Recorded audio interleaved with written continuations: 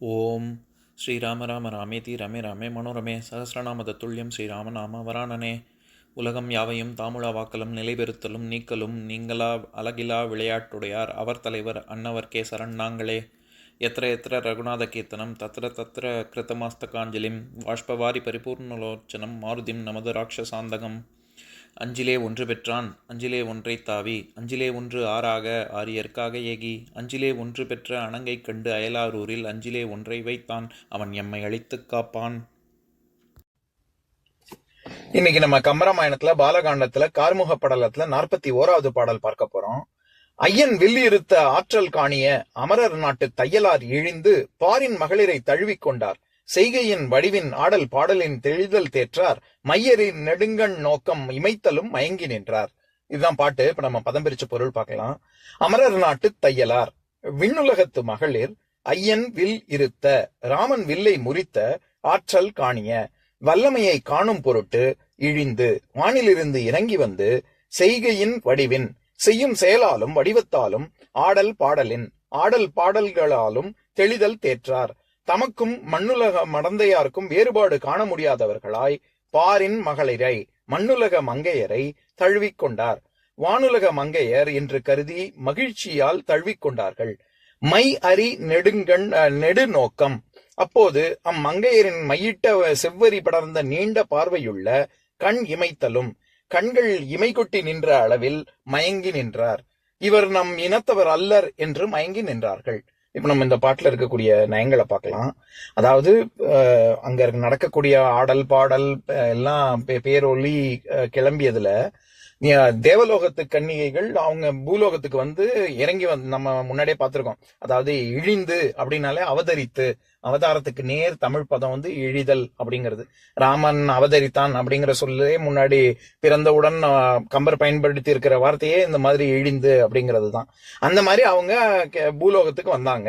அப்படி வானத்திலிருந்து இறங்கி வந்த தேவ மகளிர் அவங்க செய்யக்கூடிய செயல் வடிவத்துல எல்லாத்துலயுமே நில உலக பெண்கள் ஒரே மாதிரி அவங்கள மாதிரியே இருந்ததுனால அவங்கதான் தேவலோகத்து கன்னிகைகள் தான் அப்படின்னு நினைச்சு மகிழ்ச்சியில அவங்க தழுவி கொண்டார்கள். அப்பொழுதுதான் அவர்களுக்கு தெரிஞ்சது, இவங்க கண் கொட்டின உடனே, கண் இமைத்த உடனே, இவங்க வந்து நம்ம தேவலோகத்தை, நம்மள மாதிரி தேவலோகத்துக்கு கன்னிகைகள் கிடையாது, இவங்க இந்த மண்ணுலகத்து பூலோகத்து பெண்கள் அப்படிங்கறதே அவங்க கண்ணு சிமிட்டும் பொழுதுதான் இவங்க உணர்ந்தாங்க அப்படின்னு சொல்ல வர்றாரு. இதுல அதாவது இது மயக்க அணிக்கு ஒரு மிகச்சிறந்த உதாரணம். இதுவா அதுவா அப்படின்னே தெரியாம அப்படியே ஒரு மயங்கி இருக்கக்கூடிய ஒரு நிலை, அதை வர்ணிக்கக்கூடிய விதத்துல அமையக்கூடிய செய்யுள் தான் இது மயக்கவாணி.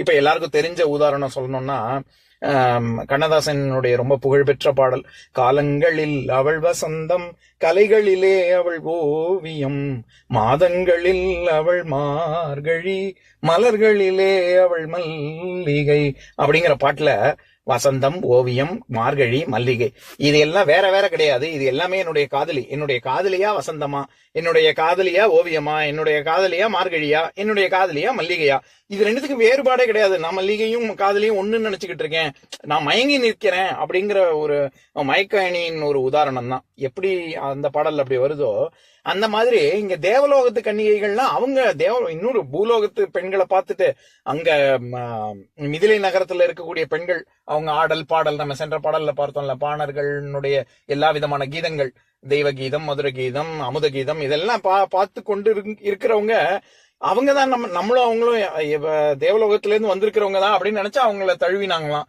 தழுவும் பொழுது அவங்க கண் சிமிட்டினோடனேதான் இவங்களுக்கு தெரியுது. ஏன்னா தேவர்கள் வந்து கண் சிமிட்ட மாட்டாங்கல்ல. அதனால அவங்களுடைய மையறி, அதுவும் வெறும் கண்ணுன்னு சொல்லல, மையறி நெடுங்கண் நோக்கம் அப்படின்னு சொல்றாரு. அவங்க அப்படி செவ்வரி கொண்ட கருங்கண்கள், நீண்ட நெடிய கண்கள், அதை சிமிட்டும் பொழுதுதான் இவங்களுக்கு உண்மையே புரியுது. இல்ல இவங்க நம்ம வடிவத்திலயும் சரி, அழகுலயும் சரி, இது செயல்லையும் சரி, ஆடல் பாடல் திறத்திலையும் சரி, எல்லாத்துலயுமே நம்மள மாதிரிதான் ஒத்து இருக்காங்க. ஆனா இவங்க உண்மையாவே பூலோகத்து பெண்கள் அப்படிங்கறதே அவங்களுக்கு அப்பதான் தெளிவு பிறக்கிறது அப்படின்னு சொல்றாரு. ஏன்னா பாடலின் தெளிதல் தேற்றார் அப்படின்னு சொல்றாரு. தேற்றார்னா என்ன? தேற்றாத ஒரு நிலையில் தெளிவே அவங்களால தெளியவே முடியல. அவங்க மயங்கி நிக்கிறாங்க அப்படின்னு சொல்றாரு. இப்ப நான் பாட்டை இன்னொரு தடவை படிக்கிறேன் கேளுங்க. ஐயன் வில்லிருத்த ஆற்றல் காணிய அமரர் நாட்டு தையலார் இழிந்து பாரின் மகளிரை தழுவிக்கொண்டார். செய்கையின் வடிவின் ஆடல் பாடலின் தெளிதல் தேற்றார். மையரின் நெடுங்கண் நோக்கம் இமைத்தலும் மயங்கி நின்றார். இன்னொரு நாள் இன்னொரு பாட்டு பார்க்கலாம். ஓம் சாந்தாகாரம் புஜகசயனம் பத்மநாபம் சுரேஷம் விஸ்வாதாரம் ககனசத்ருசம் மேகவர்ணம் சுபாங்கம் லக்ஷ்மீகாந்தம் கமலநயனம் யோகி ஹிருத்யானகம்யம் வந்தே விஷ்ணும் பவபயஹரம் சர்வலோகைகநாதம். உம்பரோடு இம்பர்காரும் உலகம் ஓர் ஏழும் ஏழும் எம்பெருமான் என்று ஏத்தி இறைஞ்சி நின்று ஏவல் செய்ய தம்பியரோடும் தானும் தருமமும் தரணி காத்தான் அம்பரத்து அனந்தர் நீங்கி அயோத்தியில் வந்த வள்ளல்.